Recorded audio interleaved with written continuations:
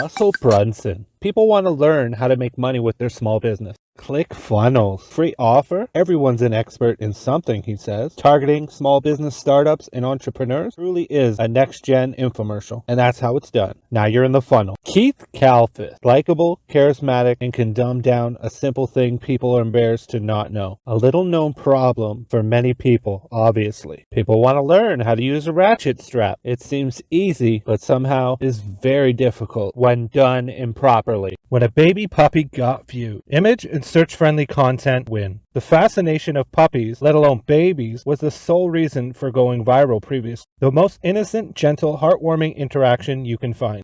New York City went after a big target, gained a huge detractor in Jerry Seinfeld calling him out by name. Luckily, facts were on James's side, no matter how harsh the news forecast is for NYC.